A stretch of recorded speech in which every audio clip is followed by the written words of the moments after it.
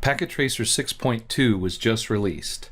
Now, the last time I did a video on the new release of Packet Tracer, it was Packet Tracer 6.0.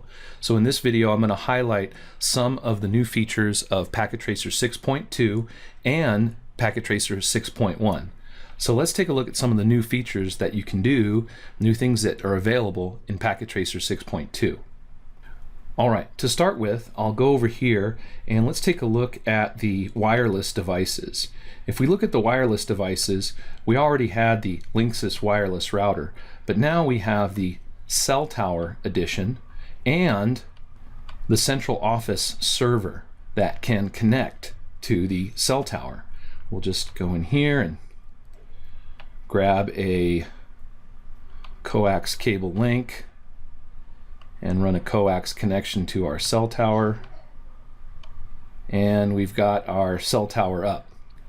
Now, along with the cell tower capabilities, if we go to end devices, you can see that we now have the smart device, which is a cell phone, smartphone, and can connect. You can see it instantly connects to our wireless router and our cell tower. Beyond that, there's a new device here, which is pretty cool, the sniffer tool. Now, if you wanted to take a look inside of packets before with Packet Tracer 5.3 and 6.0, you needed to go to simulation mode and then click on the packets and open them up to take a look at them. But now with the sniffer tool, you can put the sniffer tool in line transparently and then go to the GUI and examine the packets as they travel the network. So that's pretty cool, the sniffer tool. Let's go over to routers. So we'll click on routers, and as you know, in Packet Tracer 6.0 we got the 1941 router, but if we look through here, you'll see there's a new router that's available, the 819 router. Now this router is pretty interesting. This is like a high-end router for a home or a really nice router for, let's say, a small office. And if we click on it, you'll see that it has wireless antennas. So this is basically a very nice small office, home office wireless router. So quite nice, and with the wireless capabilities built in, so the 819 router. Also, if you take a look at, let's bring out a 2811 router. The 2811 router can also be a wireless router. Now, it doesn't look like a wireless router right now, but take a look at all the modules, all the cards that you can throw in it here, right? So you have all of these cards available to put in these slots. So this is a very modular type of router.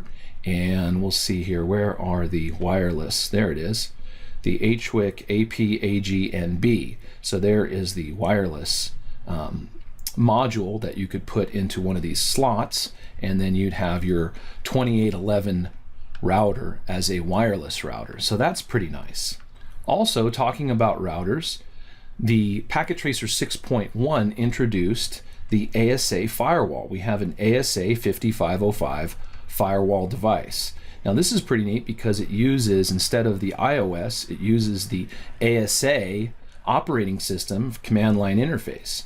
And so if you want to play around and learn some commands with ASA, it's right here. So that's pretty nice, and it's still here included in Packet Tracer 6.2.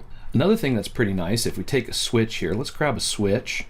I'll grab a 2960 series switch and throw it out here, and maybe another 2960 series switch, and I'll grab a PC and hook up PC and the server. There's been some real improvements in the server, and so that's why I'm bringing the server out here. And I'm going to throw some cables onto one of these switches just to show you a feature here. So we'll plug this in, and then we'll plug the server in, let's say to port 10. So now we have the server plugged into the 2960 series switch and the PC. Let's take a look at the server and the switch. Now the 2960 series switch comes with iOS 12, but you can upgrade the switch as a good lab exercise to iOS 15, because if you look on the server and you go to services and take a look at the TFTP, we'll take a look down here and you can see 2960 LAN base 15. So this is iOS 15 for a 2960 switch, and so you can use it, TFTP it over to your 2960 switch, and then upgrade the switch to iOS 15. So that's a nice exercise and capability. Let's take a look some more at this server and the services. We've got the web server, which has been completely improved. The web server now supports HTML5. It supports JavaScript and CSS. So that's pretty neat. You've got the DHCP server, a DHCP version 6 server with capabilities for IPv6 greatly enhanced in Packet Tracer 6.0, 6.1, and now 6.2. This DHCP version 6 server is really nice. We've got the syslog server, the AAA authentication server for Radius, and that's pretty nice. And let's take a look. So back to this HTTP server, I said it could support JavaScript, CSS, basically some HTML5 type stuff. So I was fooling around with it, and I created a file, and I've got a little game that I was able to create. So let's take a quick peek at it. So I'm going to open up my PC here, go to the desktop, open the web browser. Let's go to 192.168.1.250, and we want to go to, the file is asteroids.html.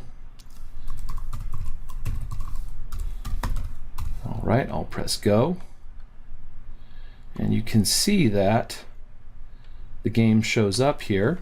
If I hit play, you can see there is the game, and you can see that the JavaScript is running nicely in the browser window, and the server is supporting the JavaScript as well as the CSS. So play again here, see if we can, oh, all right, pretty cool. So the JavaScript capability and the CSS capability supported in the web server, and the ability to upload files into the web server is super nice. You can see here, if I go into my web server there's my JS file, which I can edit, right? So anyway, all kinds of files in here, mostly just my HTML and my JavaScript, and I think I put my CSS right into my HTML. Okay, I'll minimize that.